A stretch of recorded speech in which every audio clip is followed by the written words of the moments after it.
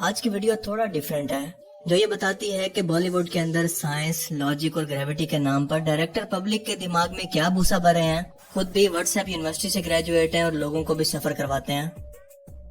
Bollywood films और logics का एक बहुत ही पुराना रिश्ता है और वो ये है कि ये दोनों आपस में एक साथ कभी नहीं मिलती, क्योंकि इनमें जब भी कोई साइंटिफिक सीन आएगा तो आपका माइंड भी इस पूरे टाइम के अंदर लॉजिक, साइंस और ग्रेविटी को ढूंढने की नाकाम कोशिश के अंदर लगा रहेगा, लेकिन एंड में यही बोलकर हार मान लेगा कि ये तो टट्टी है।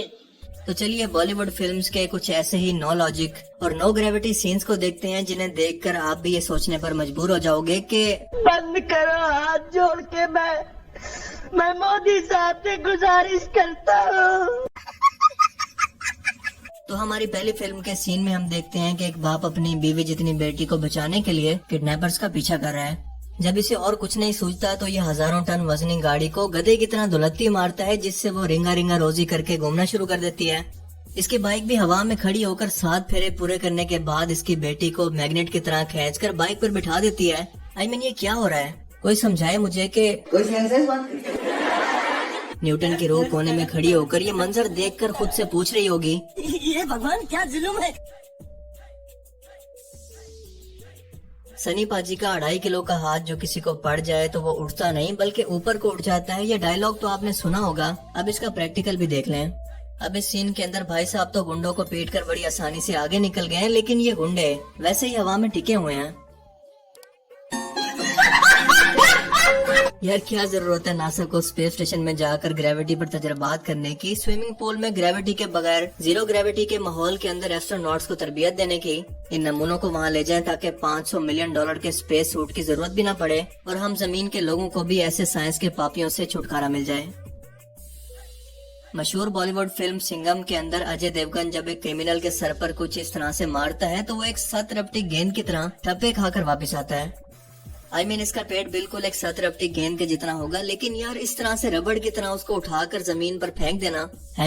#जस्टिस फॉर ग्रेविटी, क्योंकि बिल्कुल ये कोई कार्टून्स का सीन लग रहा है, कोई फिल्म का नहीं। आजकल तो कार्टून्स के अंदर भी कुछ रियलिटी होती है, पर ये क्या है? मेरी रिक्वेस्ट है कि इंडियन फिल्म डायरेक्टर्स को फिल्म बनाने से पहले गवर्नमेंट घसीट कर जबरदस्ती साइंस और खसूसन फिजिक्स की क्लासों के अंदर इन्हें बिठाए और इन्हें यकीन दिलवाए कि भाई साहब ग्रेविटी जैसी कोई चीज रियली के अंदर मौजूद है, इसके साथ ज्यादती करना बंद करो। क्या करेंगे? अब चलिए मैं आपको दिखाता हूँ अमीरों का सुपर हीरो और हमारा देसी सुपर हीरो। अब समझ में आया कि ये टोर्नेडो और तूफान कहाँ से बनते हैं। अब तक यकीनन आप भी इसको नेचुरल फिनोमिना समझने की गलती कर रहे होंगे और मैं भी कर रहा था। दुनिया ने जंग के लिए न्यूक्लियर बॉम्ब के बाद हाइड्रोजन बॉम्ब तैयार कर लिए हैं, पर इंडिया इसके अंदर कहाँ पीछे रहने वाला है। उन्होंने भी एक नया खतरनाक हथियार तैयार किया है जिसका नाम है मुर्गी बॉम्ब।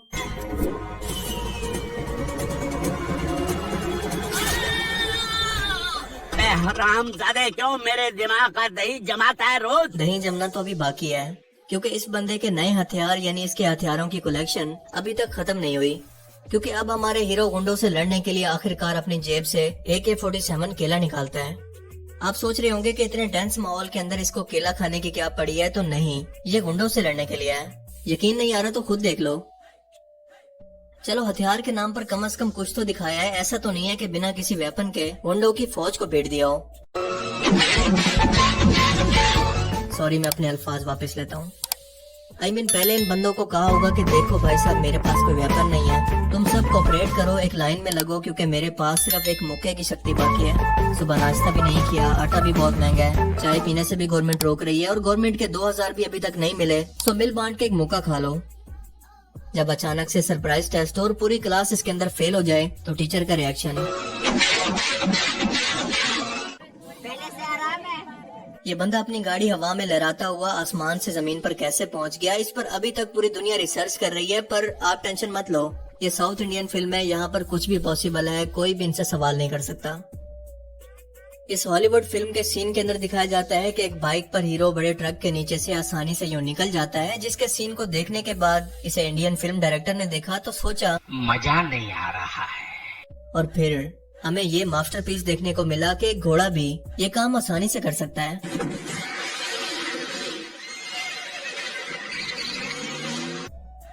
चलो बाइक का तो फिर भी समझ में आता है कि ये जमीन पर घिसट रहा है, हवा में उड़ रहा है। गाड़ियां हवा में उड़ रही हैं, लेकिन इन बेशर्मों ने तो ट्रैक्टर को भी नहीं छोड़ा, वो भी हवा में उड़ रहे हैं। देखना कहीं उड़ते उड़ते चांद पर न पहुंच जाए। लोग स्पाइडरमैन की तरह दीवारों पर चढ़ रहे हैं। लड़ाई शुरू होती है तो हजारों सालों तक खत्म होने का नाम नहीं लेती। 2000 years later.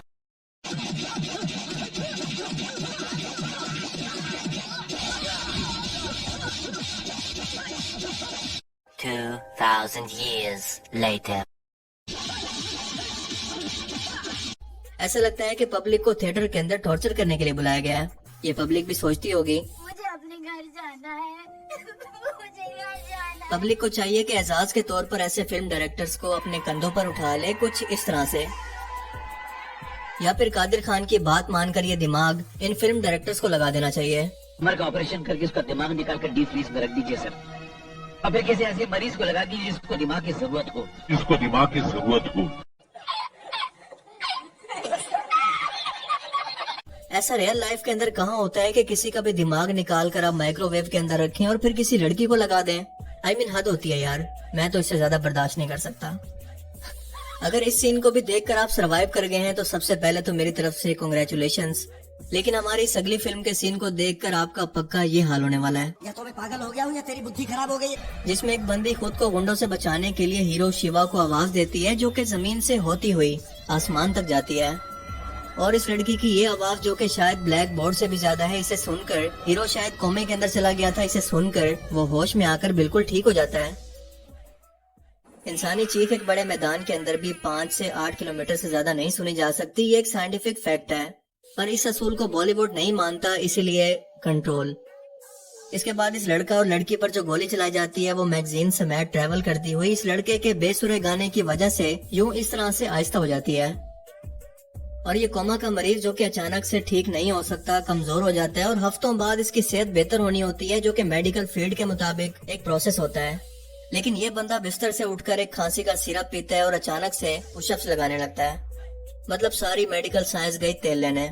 डॉक्टर्स को चाहिए कि अपनी डिग्रियां बेचकर अब पतीसा खा लें, क्योंकि ये सब बेकार हैं। तो अब हम देखते हैं कि हमारा हीरो खांसी का सिरप पीकर ताकत हासिल करके दुनिया की सबसे तेज रफ्तार सवारी पर सवार होकर, यानी बिल्डोजर पर बैठकर, जिसकी रफ्तार होती है 5 से लेकर 24 किलोमीटर पर घंटा की, इन्हें बचाने के लिए निकल पड़ता है। इसके अलावा ये रिक्शा में भी सफर करता है, जिसकी स्पीड मैक्सिमम होती है 50 किलोमीटर पर घंटा। एंड रिमेम्बर की गोली अभी तक इन दोनों की तरफ बढ़ रही है। हम कब से इंतजार कर रहे हैं कि कब ये टारगेट पर पहुंचे, पर लगता है कि गोली का कोई मोड़ नहीं है। और फाइनली शिवा इस जगह पर पहुंचकर गोली को आंख का इशारा करता है, जिसके बाद वो दूसरी तरफ जाकर पानी के कैन में लगती है। अब लोग मजाक ना बनाएं तो क्या करें यार, यही होता है जब आप साइंस क्लासेस को स्किप करें। तो आज के वीडियो में सिर्फ इतना ही। अगर आप भी यूँ साइंस के मजीद मदर सिस्टर टुगेदर होते नहीं देखना चाहते तो इस वीडियो को और साथ में बेल आइकन पर भी तो ऐसे थोड़ा मार दीजिए हाथ आप। और अब मैं मिलूंगा आपसे एक ऐसे ही नई इंटरेस्टिंग वीडियो में।